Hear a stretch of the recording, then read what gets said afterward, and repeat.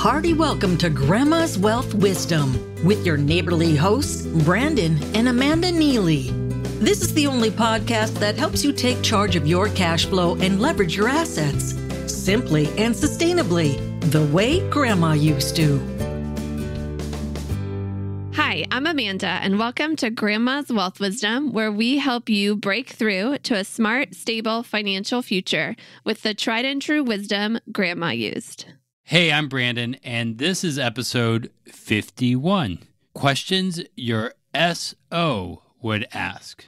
SO stands for significant other, or from my military background, superior officer. So that's what SO stands for. I don't want to confuse this. You are, Amanda, my significant other, not my superior officer.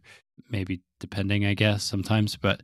Yeah, and sometimes you're my superior officer, but you're always my significant other. Just out of curiosity, what's the difference between an SO and a CO, like commanding officer in the military? I think it just depends on the branch that you're in and what they say. Yeah, they just have different terminology for different organizations, I think. Yeah, okay. But so I think for this episode, we want people to think of whoever would help them make a financial decision. So for you, maybe it's a life partner or a business partner, a parent, a sibling, an uncle, maybe even an adult child. Whoever is going to help you with making an important financial decision, that is your SO. And we're going to talk about the questions your SO would ask. But before we get into that, we wanted to do a quick shout out with a review that's on our, we have lots of reviews. If you like our podcast, if you enjoy it, please write a review. Those things help, and they just help get the word out. So Diane wrote a 5-star review on iTunes, and she says this: today we set aside 45 minutes to listen to a couple of podcasts. A little over 2 hours later, allowing time to brew another cup of coffee, twice, of course, I made a note of where we would pick up our next opportunity to listen. Amanda and Brandon's conversation tone is so relaxing, and we smile as we enjoy their light, natural humor. Thanks, Diane. This wisdom they shared and the way they presented it was easy to apply to our lives. As we're listening, I'm thinking our grandchildren could understand it. I may have to make that next opportunity to listen happen rather than wait for it to happen. So thank you, Diane, for that review. And thank you in advance as you're listening for your reviews so that more people can find us and be helped to break through to a smart, stable financial future. Now, we're ready to get back into questions your SO would ask. So I want you to pick a scenario. Pretend you're ready to get serious about financial strategies, but your SO isn't. Who's ever been there? You could raise your hand, if you ever been I'm there. raising my hand right now. Maybe pretend your mom is very concerned about you getting scammed. Who's ever had their mom thinking they're going to get scammed? I mean, I have. Me. Or let's pretend you've started working with us and have learned a lot about Grandma's strategy, but before you move forward, you want to check in with the people who care about you most to double confirm you're on the right track. And I think that's important to do. So how do you address their concerns? Now, chances are they're going to have 101 questions that they might ask you. And at least one of those questions, you're not going to know how to answer. And they're asking these questions because they care about you. They want you to make a good decision. And a lot of those 101 questions are going to be custom to your unique situation. Things like, are you sure you should save X and not more and not less? Is this the best thing for you because of X, Y, or Z? There's lots of unique questions that they're going to ask. But we found that there are 3 categories or 3 lines of questions that are the most common. So we thought we'd help you answer them. Of course, you can use what we share here and have it as part of your conversation. Or before you have that conversation with your SO, you could just send them this episode if that's easier. So that kind of gets those questions out of the way and you can talk more about those ones that are more specific to you. Now, if you haven't caught on yet by listening to our podcast, Grandma's Strategy often uses a specifically designed high cash value, dividend paying whole life insurance. That's a mouthful. And we use this to build towards a smart, stable financial future, of course. Now, we've got years of special training in the proper way to design and implement this strategy, and we've been using it for many years prior to being in the field ourselves. We've used it, again, in previous episodes where we share how we used it to get out of debt and break through to a smart, stable financial future ourselves. So that's the main piece of Grandma's Strategy, one of the main pieces. Yeah, and sometimes your SO will be turned off simply by the words whole life insurance, and they just shut down the conversation. They don't even want to talk about it. But if you can get them past that point where they're open to having a conversation about it, we created this episode for the questions that come up from there. So we're going to assume that you are interested in looking at Grandma's Strategy and its use of whole life insurance as part of your strategy for these questions to make sense. So the first line of questioning, the first category of questions are along the lines of, how do you know this isn't a scam? That's a huge question to ask, right? How do you know you can actually trust them? Why do so many quote unquote smart financial people say never to do whole life insurance? Now, this is a line of questioning we could probably talk for days about. And in fact, we know a podcaster that's done a whole series of episodes asking this question, is whole life insurance a scam? And we want to just take a couple minutes here to give the high level overview. So back in Grandma's day, half of Americans used whole life insurance. It's kind of a little bit of a history lesson that it wasn't until the 1980s that this guy came up with an idea to make lots of money telling people to cancel their whole life insurance and instead buy term and invest the difference. And since then, this idea, buy term and invest the rest, has become very popular. That, knowing that history, knowing like where that came from, I'm sure you see that this does not make whole life insurance a scam.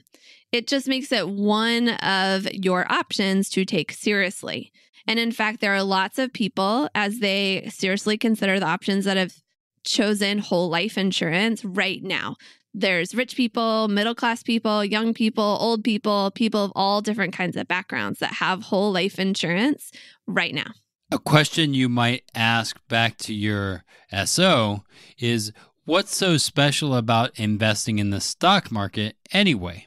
Has it really done that much for you? And again, ask them those questions to see where they are coming from. Yeah, but really the two biggest things that most SOs are concerned about when they, say, shouldn't we just buy term and invest the rest, are the first one is the cost of whole life insurance. This is the quote unquote smart financial people's biggest reason not to do whole life insurance. They say it costs too much. Maybe turn this question around to your SO and, kind of give this scenario. Would you rather? Would you rather pay a little bit for 30 years and never get anything in return, or a lot more for 30 years and use that cash that builds up whenever you want and for whatever you want? So even that little bit for 30 years can really add up. Can you imagine paying $45 a month for 30 years and having nothing to show for it? Because, the policy's gone after 30 years and you don't have the funds to keep it going. That's paying $16,200 over 30 years and not having anything to show for it. Or alternatively, imagine setting aside $400 a month for 30 years, a whopping $144,000 total, but you have $254,000 or more to show for it. That is safe and predictable, meaning you have a high degree of certainty that that's going to be there. That 254,000 plus is really going to be there. And you could have used it throughout those 30 years to do the different things of life. Do those numbers make you think you should at least compare your options seriously? And I don't think that actually accounted for the death benefit that happens after that 31 years or 32 Correct. years. That's just looking at the cash. Yeah. Yeah. The most likely pushback is that your SO might believe they can get a better return in the market. That's going to be their pushback. I can get a better return over there. Right. So the $355 difference between the $45 a month and the $400 a month, couldn't I have gotten a better return in the market for that? And in this case, we want you to listen to next week's episode where we're going to talk more about that and just ask them this question. Does having cash available in my whole life insurance policy take away my options to loan it out, borrow it out, withdraw it out, take it out however I want to, and invest it in the market anytime I want? Does it take away any of my options? That's a good question. Grandma always said, eat your vegetables, look both ways before crossing the road, and never risk your financial future on elements of the market you can't control. That grandma, always good for some tried and true advice. And although some of her wisdom seems to have skipped a generation, you don't have to be left behind. Download Grandma's top tips for an independent financial future absolutely free when you visit grandmaswealthwisdom.com. Don't wait. Get Grandma's best tips today. The other thing they're likely concerned about with trying to make sure you are not scammed is the company your whole life policy would be with. They want to make sure it is reputable, which is really tied to the second line of questioning, which is, where is your money really going? How do you know it's safe and will grow for you? Yeah. So one of the most important things I like to point out here when I ask people, like if you're going to do grandma strategy, where does your money go? Do you mail a check to me every month? What happens? And the fact is you never actually send it to us. You're sending it directly to a life insurance company. And one of my favorite things to talk about and research is all the different places you can store your money and how safe they really are. From a tin can in your house to a bank, like a checking or savings account, to a mutual fund, to a life insurance policy with a life insurance company, and so many other options that, there's not really time to explore. But the question is what is really safe? Of all these different places you could store your money, what's really safe? Now, we could talk about the pros and cons of these options. Do the words FDIC insured mean what we think they mean? I mean, people say it all the time, but does it really mean what we think it means? But let's stay with whole life insurance for now and not go off the rails again into those whole things, but staying with the whole life insurance. Yeah. So here's the most important things you need to know about how we do grandma strategy. We work with companies that are A-rated or better, and they've been profitable and paid dividends every year for over 100 years. They have millions of policyholders that are, working with them, individuals and families, and they've got billions in assets. And those are real assets. There's actually plenty of cash in the vault, so to speak, in case every policyholder wants their cash now. So your bank probably has 10% or less, more likely less, of their deposits on hand. If there was again, that whole run on the bank, they have 10% or less on hand. So how safe is that really? Now, the reason most people haven't heard of the companies we work with before when we share their names, as part of the process, it's usually because they're not doing things like spending a bunch of money on Super Bowl ads. And frankly, that's fine with me. I want them to be putting that money to work to grow my money even better. You can decide if that's what you would want too. And of course, whatever company we match you with, because we work with multiple different companies, we invite you to do your research, make sure you believe that it's safe and it's going to grow with them and that you're comfortable sending them your money, whether it's regularly or even just once. So all those big commercials everywhere. The third line of questioning is, what if, followed by all kinds of scenarios. What if you lose your job? What if you get really sick? What if a zombie apocalypse happens? What if this happens? I mean, now you could think of any what if. I think there's actually a new Marvel What If show coming out too. Anyway, beside the point. Oh, no. You'll probably rope me into watching that with you at some point. But so this actually brings up one of the most misunderstood things about grandma's type of whole life insurance.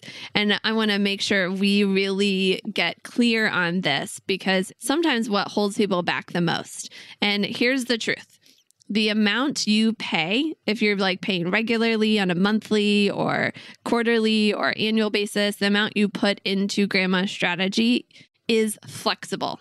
Typically, when we plan for these and we put, structure them and, do all of the math behind them, we try to make sure that at least half, if not more, of your quote unquote premium, that's what the life insurance company calls it, a premium, more than half of that is optional.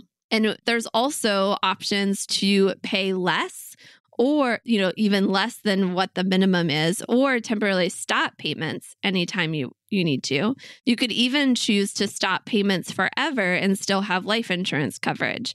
Now, there's plenty of things to think through about when and if that's the best thing to do. And, does it make sense to do that if you lose your job? Does it make sense to do that if you're disabled? All kinds of different scenarios. And that actually is one of the most important things we like to talk about too, is that we stick with our clients. We're talking to them regularly. We're helping them as things come up. It's not just we're selling you a product and forget about you. We want to make sure that as life changes, your strategy, your policy can change with you.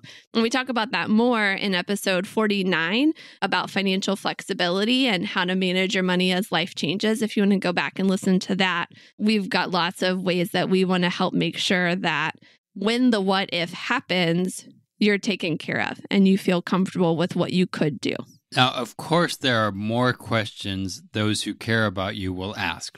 Chances are you won't be able to answer all of them. So before you go talk with a trusted mentor, or before you ask your significant other to get serious along with you, there's absolutely one thing to ask yourself first. Who do I need in the conversation in order to make a smart financial decision? I'm going to say that again. Who do I need in the conversation in order to make a smart financial decision? Yeah, and as you're asking that question, you might ask yourself, if I'm going to invite them into the conversation, would I want them to be fully in the conversation, from the get-go in all the conversations so that they get all the facts? Because don't they really need all the facts to give you the best advice? And then, also asking the questions like, who is most impacted by my financial decisions? Who, as I'm asking them for their advice, who might be looking out for their own interest? Like if you're asking another financial professional that you're already doing business with for advice,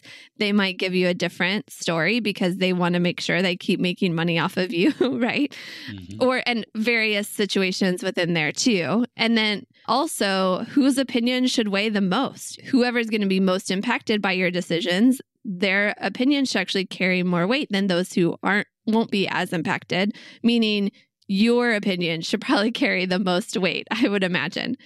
And, it's really your future that's on the line. Thinking along the lines of, I need to make the best decision that I can for me.